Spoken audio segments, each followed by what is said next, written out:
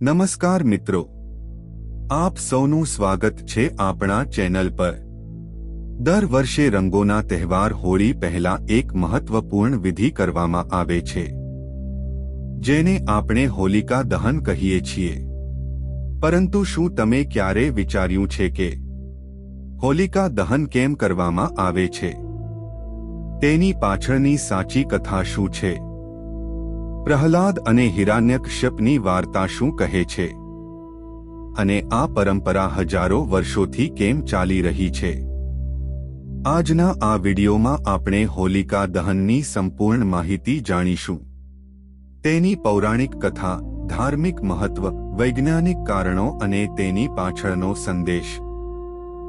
Video અંત સુધી જોતા રહેજો, કારણ કે અંતમાં હું તમને હોલિકા દહન સાથે જોડાયેલ એક આશ્ચર્યજનક રહસ્ય પણ જણાવવાનો છું।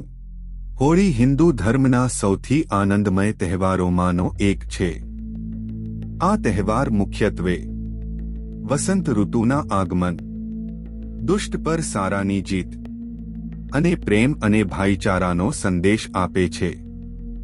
ભારતમાં હોળી 2 દિવસ ઉજવવામાં આવે છે।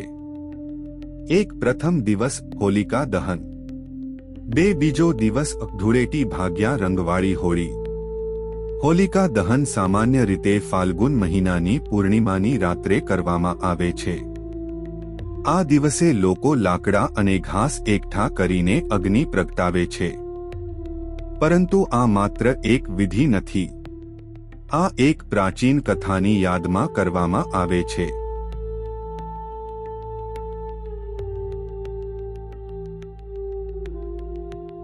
હોલિકા દહનની સૌથી પ્રસિદ્ધ કથા જોડાયેલી છે દાનવ રાજા હિરણ્યકશિપુ, તેના પુત્ર પ્રહલાદ અને તેની બહેન હોલિકા સાથે।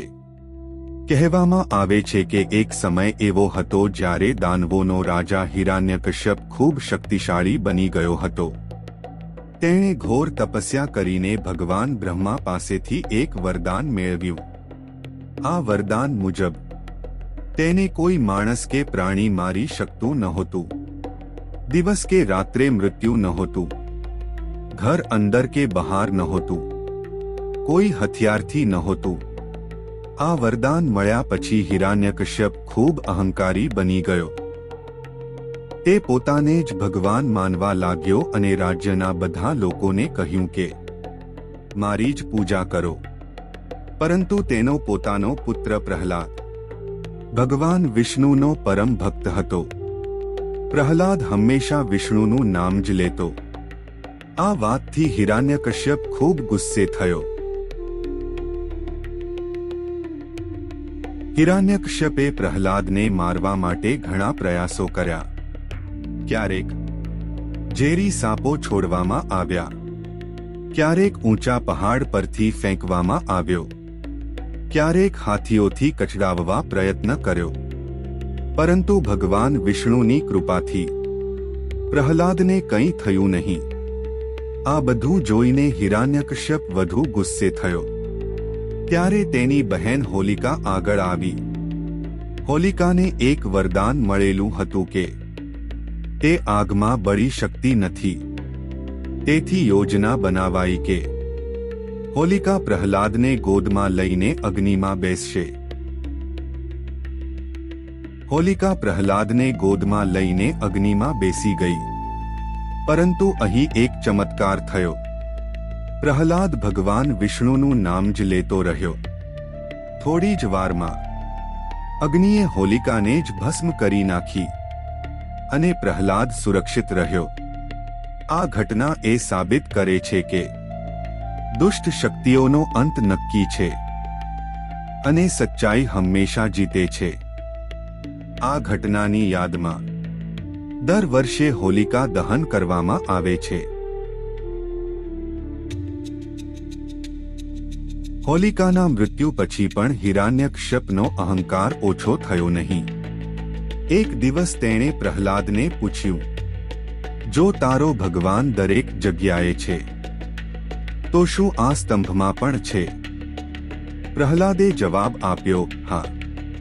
આ વાત સાંભળીને હિરણ્યકશ્યપે સ્તંભ પર પ્રહાર કર્યો। અને ત્યાંથી પ્રગટ થયા ભગવાન નારસિંહ. નરસિંહ ભગવાન અડધા માણસ અને અડધા સિંહના સ્વરૂપમાં હતા.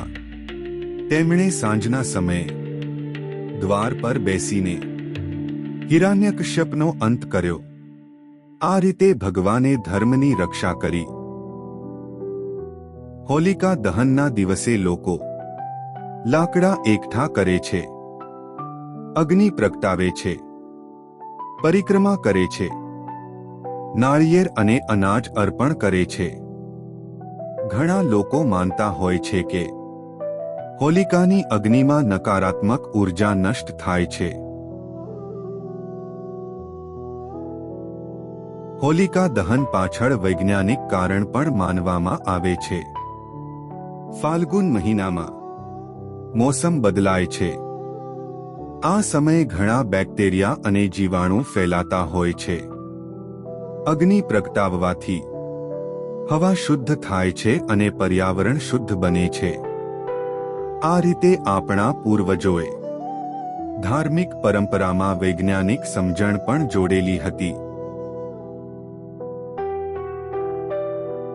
હોલિકા દહન આપણને એક મહત્વપૂર્ણ સંદેશ આપે છે.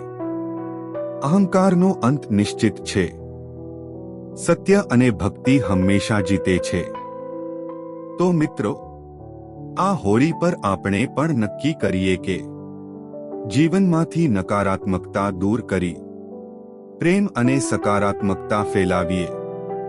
જો તમને આ વિડિયો ગમ્યો હોય તો લાઈક કરો, શેર કરો અને ચેનલને સબસ્ક્રાઇબ કરવાનું ભૂલતા નહીં. જય શ્રી કૃષ્ણ. હેપી હોળી.